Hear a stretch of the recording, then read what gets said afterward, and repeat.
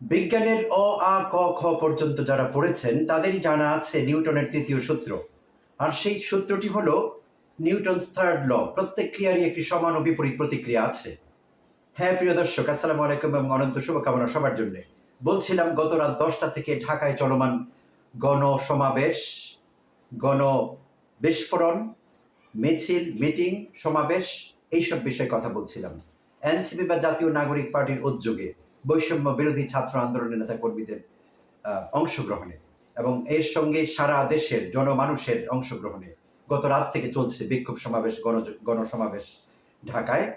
প্রধান উপদেষ্টা, অন্তর্বর্তীকালীন সরকারের প্রধান উপদেষ্টা অধ্যাপক ডক্টর মোহাম্মদ ইউনূসের কার্যালয়ের সামনে। আর এখন তৈরি হচ্ছে সেখানে সার্ক ফরার এখানে বিশাল মঞ্চ।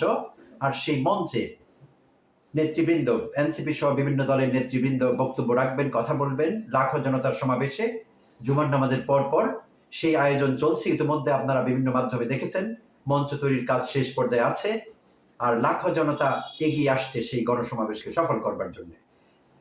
এই পদভারে, লাখো জনতার পদভারে ঢাকা হয়ে উঠেছে উত্তাল এবং সারা দেশ হয়ে উঠেছে অগ্নিগর্ভ। আর হ্যাঁ, দাবি একটি, পতিত সরকার, পতিত আওয়ামী লীগের, পতিত সরকার যারা চালিয়েছেন অন্যায়ভাবে 15-16 বছর অবৈধ সরকারের আওয়ামী লীগকে নিষিদ্ধ করা। দাবি একটি, আওয়ামী লীগ নিষিদ্ধকরণ এবং গণহত্যায়, মানবতা বিরোধী অপরাধের দায়ে আওয়ামী লীগের যারা যারা জড়িত, যেসব অপশক্তি এসব কাজ করেছে তাদের বিচার। এই দাবিতে উত্তাল হয়ে উঠেছে ঢাকার আকাশ বাতাস, সারা বাংলাদেশ হয়ে উঠছে প্রকম্পিত। তো এটি হতেই হবে। আর যারা রাষ্ট্রপতি আব্দুল হামিদকে পালিয়ে যেতে সাহায্য করেছিলেন তাদেরকে ধন্যবাদ জানাচ্ছি।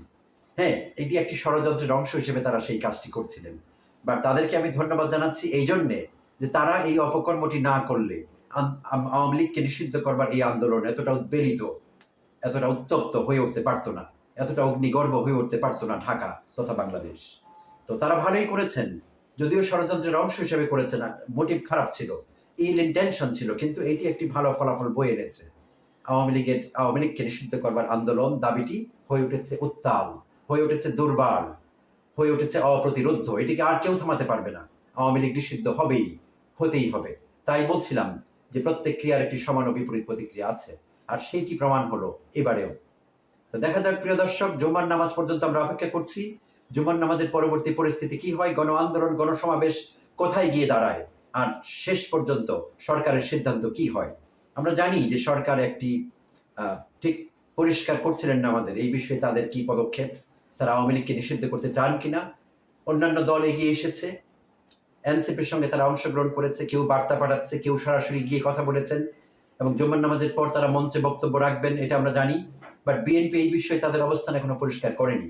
সো বিএনপিকেও পরিষ্কার করতে হবে তারা কি ছাত্র জনতার সঙ্গে আছেন, না তারা একঘরে হতে চান, তাদের মতো তারা চলতে চান। বিএনপিকেও এই বিষয়টি পরিষ্কার করতে হবে এবং সময় এসেছে। ধন্যবাদ দর্শক, ভালো থাকবেন।